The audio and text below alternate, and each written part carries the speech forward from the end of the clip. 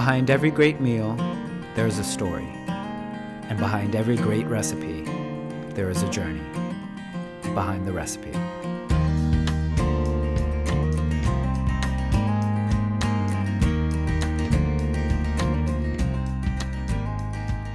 A lot of my ancestors came out of fishing. You know, my great-grandfather actually was a cod fisherman in the Lofoten Islands before he came over here. So there was something that seemed really right about the industry, and producing food was meaningful. When we first got married, we bought a boat. Hing and I bought the Loki in 1979, and it was a beautiful old wood boat. And it was the kind of boat that when I looked at it for the first time, I knew that my grandfather and great-grandfather would love that boat.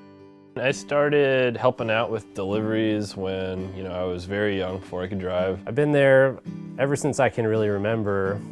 I used to get paid like $0.25 per scoop of ice to make ice out of the ice machine. During college, I started deckhanding full-time, and I did that from the time I was 18 to about 24, and then I inherited my dad's old boat and started running that.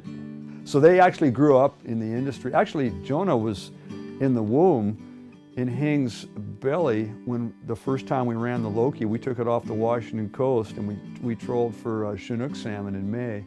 People ask me that all the time if I'm sick of eating fish, but I actually eat a lot of fish. I eat salmon pretty regularly.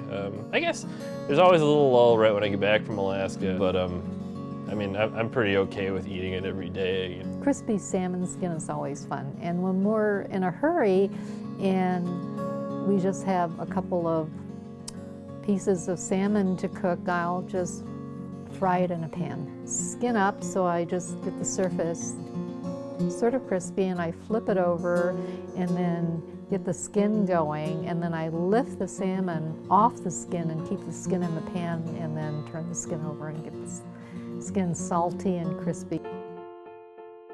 I think it's most important to me about the fish company is that it's something we do as a family. Fishermen will say, oh, I want my kid to do something else. I want them to go to grad school, get a degree in chemistry, and get a good job, But I think there's part of the psyche of fishermen that really like seeing a new generation come into it. You're down here in Seattle, and there's so many distractions, and life is so fragmented.